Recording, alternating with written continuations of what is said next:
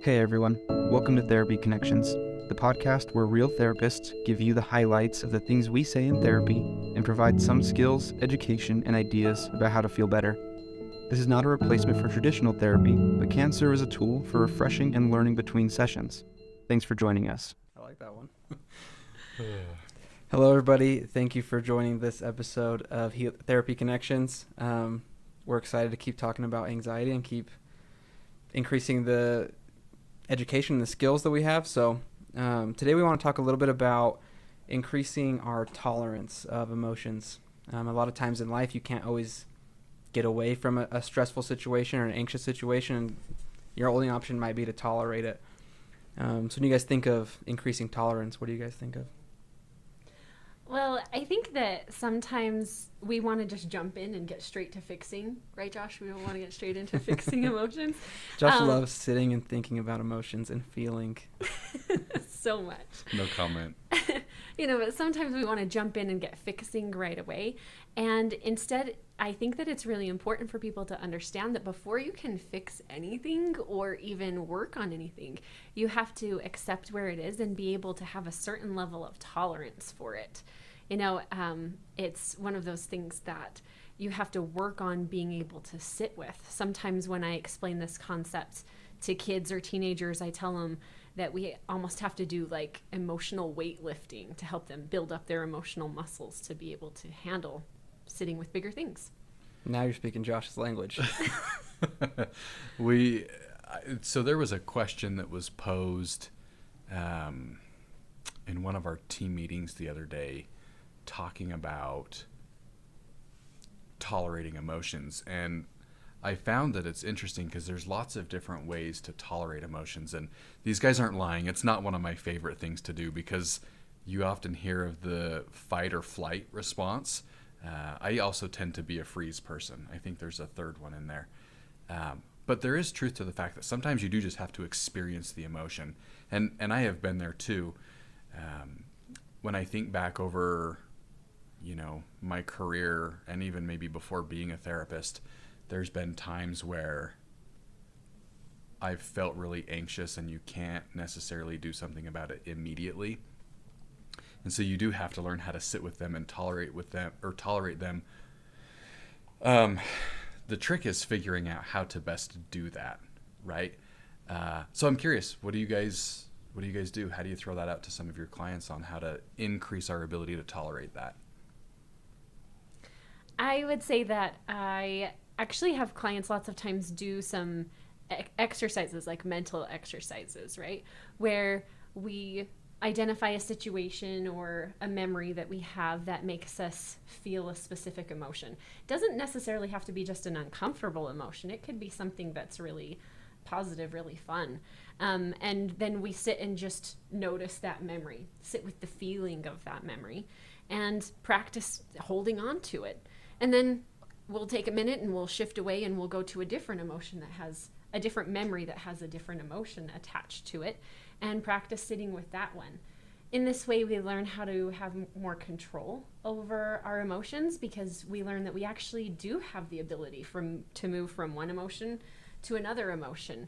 It's just a matter of being able to know how to do that and just practice. Yeah, it sounds kind of like, I think of like ice baths. It seems like it's all the rage right now. I see them all over social media. And the first part, whenever you do one of those, is always the worst, right? Because it's such a shock. And you build up tolerance the longer you sit in it. So I kind of think, at least in my understanding of what you're saying, it's kind of that same idea. Like, you got to just sit in that emotion and experience it. Because we spend so much time trying to avoid, trying to not feel whatever it is. And so it can be beneficial to sit in it for a little while and acclimate your body a little bit and be like, oh, this is okay. I can do this.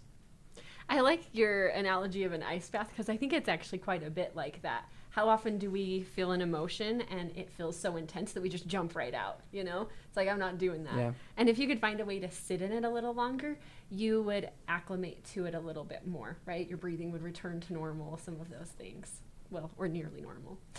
Eventually you recover. Right. I don't know. I remember doing the polar plunge when I was a scout, and trying to catch my breath while I'm reciting something was very, very difficult. I'm not sure my breathing got back where it was supposed to have been. Although maybe 6 a.m. in the high Uintas wasn't the best time to dunk myself in an ice bath. Oh my gosh. No, but I think along the lines of what I was thinking about earlier is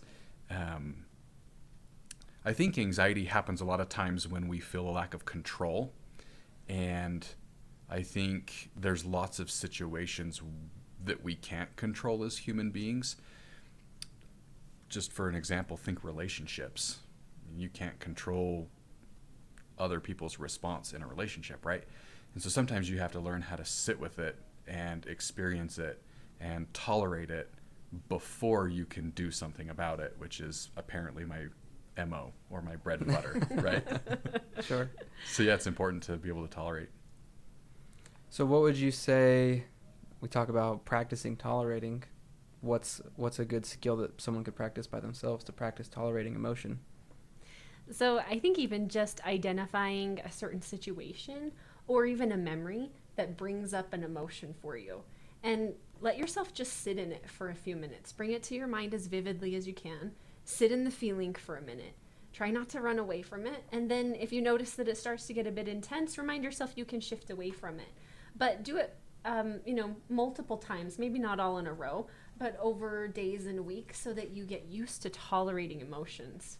People think that they can numb out specific emotions. I only want to feel happiness. I don't want to feel anxiety, but it doesn't work that way. You don't get to numb out specific emotions.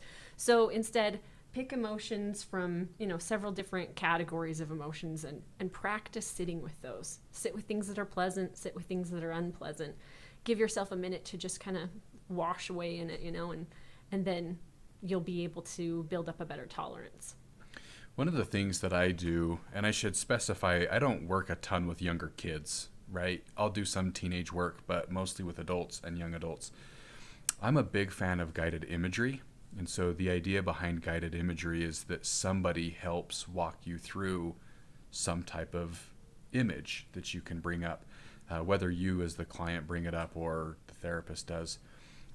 I find in session, if I can create, I'll have them come up with an image and then I pull on the 5 senses surrounding that image. So for example, if somebody tells me that they usually feel relaxed when they're camping, I get that one a fair bit because we have mountains right here, right? Sometimes I'll lower my voice and I'll speak more slowly, and then I talk to them about, imagine walking down the dirt road or laying in the hammock and the smell of the dirt or the pine trees, and you might hear the birds and the crickets and feel the sun on your face. So I find that sometimes pulling the 5 senses allows you to experience something vividly. Now that's obviously a positive experience that we're hoping that you have. But working with adults, I find that's one that's fairly effective. When I do give them homework to go home and do it with their children or their spouse, I almost inevitably get this look like, are you crazy? I'm not going to go home and like tell my husband to close his eyes and, right? Imagine he's camping. Yeah. But the interesting thing is, if they will have somebody from their family do it for them, I think it can be very effective too. Yeah, whenever I ask clients to do something similar, I think sometimes it can almost feel like fall into that same category as meditation, where no one really knows where to start and when to stop and things like that. So even I tell people to set a timer. Yeah. Give yourself 1 minute of doing that back and forth with your emotions or some guided imagery or something. And after you're done with your 1 minute, you can move on with your day. But keep increasing that tolerance, right? Because then eventually, if you can increase your tolerance in that situation, hopefully you can tolerate more than a few minutes of maybe a real life stressful, anxious situation. Totally. And, like we were saying a few minutes ago, this isn't just for emotions you're uncomfortable with. This is actually for some of the emotions you want. Sometimes I will tell my clients, like, look, if I handed you happiness on a plate right now, you wouldn't know what to do with it. Instead, you have to learn how to tolerate being happy. And that has to start somewhere. Maybe it's only a few seconds at a time with some imagery, with a memory, with something that you think might make you feel happy, and actually practicing sitting with that emotion so that you can learn how to tolerate it. Being happy isn't something someone can hand you. Instead, it's something that you have to learn how to manage and how to hold on to when it is there. Yeah, and I think along with what you said about not picking and choosing feelings, right? If you want to be able to sit and experience that happiness, you'll probably have to also learn how to sit and experience other big emotions that are maybe less fun. Totally true. You had a really interesting way that I think in lots of ways could be beneficial even for adults, but you were telling us an intervention that you sometimes use with kids in the office. I'm going to try doing this with adults, but share how you do it with kids. Yeah, so with kids in my office, I have 2 separate couches, and I'll tell kids one couch is the couch for our uncomfortable feelings, and the other couch is the couch for our comfortable feelings. And we'll practice going and sitting on one of the couches and feeling those feelings. So maybe we go sit on the uncomfortable couch and practice noticing what it feels like to feel scared. And we'll just visit it for a minute, and then when it starts to feel like it's too much, then we switch couches and we go sit back on the comfortable couch again. And it's something that really helps kids to develop their ability to be able to sit with tough emotions. I like that. I do spent too. a lot of my life sitting on scary couches. Well, I like it too because it almost gives you like a change in really everything, a change in point of view or perspective. You're physically getting up and moving, can kind of symbolically represent getting out of that yucky situation. I'm going to try and get some adults to do that this week. Ask me next week if it went well. Okay. Well, thanks everybody for watching today's episode. We hope that something was helpful and that you can go home and practice sitting with some emotions and increase some tolerance for good and bad emotions, and just learn to feel what your body wants it to feel. We'll see you guys on the next episode. Thank you. Thanks, everyone. Hey, Jaden here. Thanks for joining us today. We hope you found something useful in today's episode. If you did, and you want to keep up on the content we're going to be making, please subscribe, follow, or leave us a positive review. It helps us a lot. Again, thank you for being here, and we'll see you next time.